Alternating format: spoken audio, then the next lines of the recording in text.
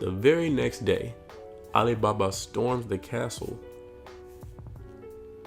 against the entire royal army by himself, knowing he's not strong enough to do so. Even though he has a whole battalion of strong men that can also help him fight this war. Now, granted, it was somewhat warranted because he felt Chris a senpai, pull up to the blaze like a samurai. Young OG Rochi fully Genkai. What's up, YouTube? It's your boy Iceberg Slim, aka Coach the Don, and today we're reviewing season 1 of Magi, or Maggie, whatever you want to call it. I don't really care. Either way, it's a pretty decent show so far. I heard it picks up more in season 2, so I'm more excited for that because this season was good, but it has some down points as well. But to get right into it, Magi is animated by A1 Pictures, which is the same animation studio that animated Fairy Tail, SAO, Blue Exorcist, all of those. But I've heard the show, pretty cool shows, and I do like the story. They tackle some hard, uncomfortable situations, almost often political within their show. I like that a lot. They touch some things that most animes wouldn't, as far as the slave trade and whatnot. It's a cool show. Now, what is a Magi? A Magi in this case is a chosen, powerful magician which is loved by all the Ru in the world. Now, what is Ru? Ru is basically like the equivalent to chakra in Naruto. Everybody has it in their body and system, but not everybody can tap into it to manipulate it to attack or make powerful weapons and moves out of it, right? So, a Magi is someone who never runs out of Ru, so basically has unlimited chakra. Almost like Naruto with the nine-tailed fox. Boom, Magi. Now, the beginning premise of this show is basically to capture a dungeon, which then allows you to not only obtain all the riches in the dungeon, but also you get the powers of the jinn inside. Aladdin himself, he comes into the story with his own jinn, and basically the jinn is like his best friend, somewhat raised him through like out his later part of his childhood. He doesn't really just remember the beginning of his childhood or really just know who he is. So his jinn has kind of been like helping him out, leading him throughout the way.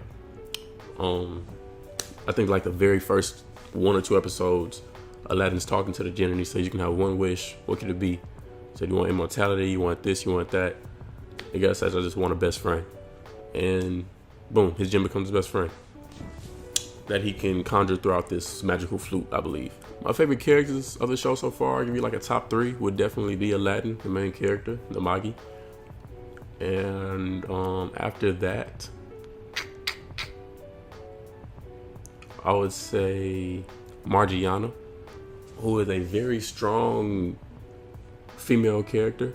Most animes, they don't have like a great female presence or like just great writing behind the female characters, but I really like the atmosphere around Morgiana. She's crazy strong, legs and arms. She used to be in the slave trade until Aladdin and Alibaba freed her from it, and then she basically joined their crew after they went at it with the hands for a little bit.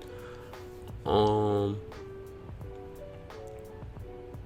really more interested to see how her character develops more in season 2 after she just got her magical weapons. I forget the term for it, but yeah, she just got some live weapons, somewhat similar to Karapika in Hunter x Hunter, but not exactly. I don't want to spoil too much, but it's pretty live. And the third person, I would say definitely has to be Sinbad. Sinbad is introduced in this story like the king of all kings. Like, this man could walk into a riot, give a 2-minute speech, and have the whole crowd just silence. He just knows how to speak to people. Everyone just looks up to him, and above all else, he got hands. For any single person in the show, he got hands. Sinbad is also a dungeon capturer of 7 different dungeons, and they've only showed me him using electricity, but because I know he's captured 7 different dungeons, I feel like he might have 7 different powers. I'm not sure, but I'm really looking forward to seeing what he does in season 2, because I heard that's when he really like shows out. So I'm interested in that. Another character I really fuck with is Judal, who is basically an evil Magi, or he's like on the dark side of Magi. So all the Ryu he uses, or the Rue he uses, is it's like black is purple. So he's one of the previous Magi that were there before Aladdin appeared. Primarily, he's been like an ice user, and he's actually the guy that took over as Alibaba's best friend. Alibaba's best friend turned into a demon. Judal basically took him over and like was his master, because he didn't turn into like his djinn, basically. But yeah, like I was saying, primarily he's like an ice magician. He does some cool stuff with ice. Nothing that I would really just use to put him on like the top 10 of ice users, but it's cool so far. It looks like he for sure like has a deep past with Sinbad. They used to like box and go hand to hand. They used to go at it in the past, apparently. I hope they go more in depth on that in season 2, because they seem to have a history together. For some reason, Judal thinks Sinbad will like switch sides and take over the world with him. Or at least that's what he wants. We for sure know that's not gonna happen. For those of you that have seen Magi, I'm sure you've noticed that I definitely left the name off of my like favorite list, which is Alibaba, but for good reason. There's definitely good reason why Alibaba's not on this list, and honestly, I don't know if it's the writer's fault or if they're doing it on purpose. Alibaba was brought into the show, looked at as basically Aladdin's best friend. They about to go on and do some duo shit. Like, you thinking they about to be a duo like Luffy and Zoro. You think about to be the best of friends that just have hands. You think this is about to be their show. Like, they're both co-stars, co-main characters. Cool. Alibaba has some scenes where you want to root for him, like when he was in the dungeon for the first time and he was like dancing through the flames. Like, okay, that's cool. Okay, you got a little tippy toes, you got a little finesse. That's nice. When he boxed that lord with his sword and he was like, you have royal sword play. Why do you have that? You're just a regular commoner. All right, that's nice. Skip to like the middle of the season when Alibaba runs towards the castle and he tells all the citizens, hey, I'm about to storm the castle and I'm about to get y'all some answers. We about to stop this shit today. I'm with y'all. And he even shows off like his fire. All good things. It's like, cool, I'm a fan of this guy. But as soon as the writer gives you that, he backdoors and switches it to make you not want to fuck with Alibaba. Storming the castle, for example. Okay, cool. He stormed the castle. He did that. He made the show. Whatever. That was nice. But prior to that day, he asked Sinbad, the strongest character in the show from what I've seen so far, hey, can you train me to be as strong as you? These people over here want me to be the next king. These people over here want me to be the next strongest warrior. Help me get like you. Sinbad says, man, I'm with you. I got you. We boys. You want to be as strong as me? I'll help you. Because you're not even using your fire the right way. Let me show you how to do it. They train, I think, one day. Not even a day. They train for like maybe 6 hours. It's like, okay, cool. It wasn't a long practice, but Alibaba showed potential. He went out there. They got some stuff done. Good first day practice. Cool. The very next day, Alibaba storms the castle against the entire royal army by himself, knowing he's not strong enough to do so.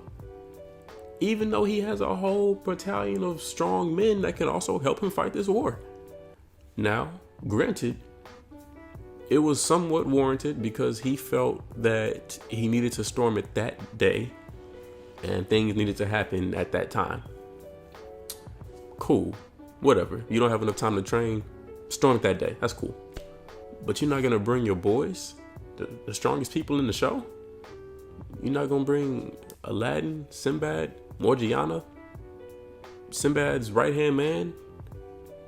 Like, what are you doing? You're not that strong. Why would you do that? And keep in mind, Alibaba wouldn't have even been able to storm the castle and achieve the goal of overthrowing the king if Morgiana didn't come in and save his ass.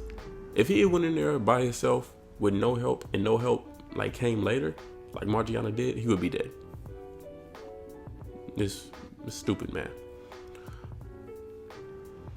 Moving past that, we see Alibaba get, he get like a fire upgrade, and you see like some armor changing on his arm along with his sword. He got a new sword and he got some new forearm armor.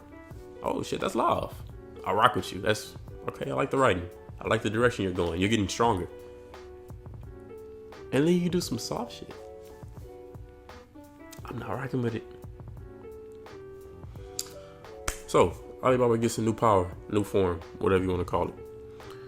And when it comes time to kill the leader of the enemy army, the man that says, hey, anybody in charge, anybody that's a member of the royal family, execute them. He can't do it because that's his best friend from his childhood. Even though on several occasions, this man just said, hey, we are not friends. And all that stuff in the past, that's in the past. I'm from over here, you from over there. We not cool. I still can't do it. He still can't kill that man. Which is actually another live character in the show. But this man just told the entire country to kill you. And you want to be friends? Don't get it. Now, granted, prior to that, he did do something live again. He did do something live. He overthrew the king. And he said, instead of taking the crown for himself like everybody thought he was going to do, he said, no, there's not going to be another king. We're going to be a democratic republic from now on. Cool. I like that. That's different. Didn't see it coming. Good writing. That's cool. I like that. But fast forwarding to when, after he didn't kill his so-called best friend that says they're not friends, that friend now turns into a demon. And that demon kills like countless people among the country. All that could have been prevented if Alibaba had only done his one job. Kill the guy that he just beat in a sword battle. All he had to do. Couldn't do it. Okay, that's soft, whatever. Anyway. So more demons. So the demon is killing the citizens of the country that Alibaba is supposed to be protecting. Boom. A real man shows up. Sinbad's here now to save the day. Sinbad uses his bare hand. He didn't even have his magical weapons on him. He just uses his bare hands and sticks his arm through the demon's back and says, Alibaba, kill this man. Please, I'm begging you. Please kill him. Alibaba's spirit is so weak at this moment. It was kind of like on some on the Bleach logic. If like your mind or spirit is weak, your sword isn't strong enough. Alibaba's spirit is so weak that his sword can't even pierce the demon now. But Sinbad's bare hands is reaching through its back. Another L. Is like, I want to root for you, but damn. Anyway. I don't know. Alibaba's on the fence with me right now. I'm not sure if he's a live character. I'm not sure if he's a simp. It's hard to say. But what I will say is I'm looking forward to season 2. And I'll get back to you on a review of that when I'm done with it. But yeah. If I just had to rate season 1.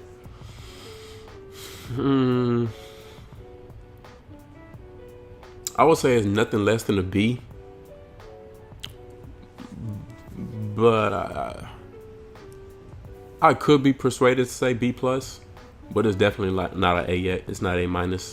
I'm really like strong on B. I feel like they got a couple flaws in the writing centered around Alibaba, but I feel like they're gonna clear that up around season 2. At least that's what I'm hoping anyway. But hey, until then, peace. We just venting. I was just venting, man.